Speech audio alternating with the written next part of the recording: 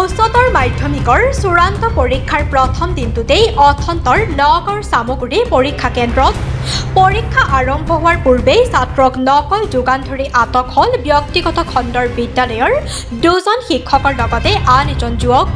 নগাঁৱৰ চামগুৰিৰ পৰীক্ষা কেন্দ্ৰত ছাত্ৰ ছাত্ৰীসকলে প্ৰৱেশ কৰাৰ পিছতেই পৰীক্ষা কেন্দ্ৰৰ বাউণ্ডাৰী ৱাল পাৰ কৰি নকল যোগান ধৰোঁতেই কেন্দ্ৰটোৰ সুৰক্ষাত থকা শিক্ষক আৰু আৰক্ষীৰ লোকে আটক কৰে তিনিজন লোকক।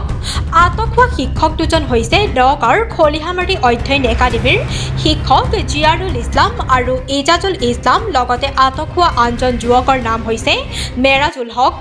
আটক কৰা যুৱক কেইজনক বৰ্তমান চামগুৰি আৰক্ষীয়ে থানাত সোধপোছ অব্যাহত ৰাখিছে।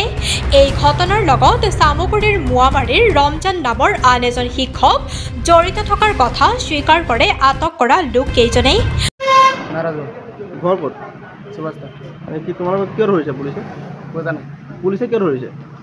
এই ছাৰে হেল্প কৰিছে নকলৰ কাৰণে সেইকাৰণে। নকল কৰিছিলা মানে তোমাৰ নকল কৰা নাই। তুমি ছাত্ৰ লৈ আহিছিলা, ষ্টুডেণ্ট হৈছিলা? কি নাম ষ্টুডেণ্টৰ? ৰাজীৱৰ। কি তোমালোকে নকল দিছিলা? তুমি যোগান ধৰিছিলা, নকলৰ যোগান ধৰিছিলা? তাক দিয়া নাই। নহ'লে কাক দিছিলা? মানে তাৰ লগৰ এজন দিছিলা, তুমি দিছিলা? পিছে পিছে ছাৰে হেল্প কৰি দিছে। কোন sir? Ramzan sir. Ramzan sir ঘৰ ক'ত? কোন স্কুলত? নিশ্চয়।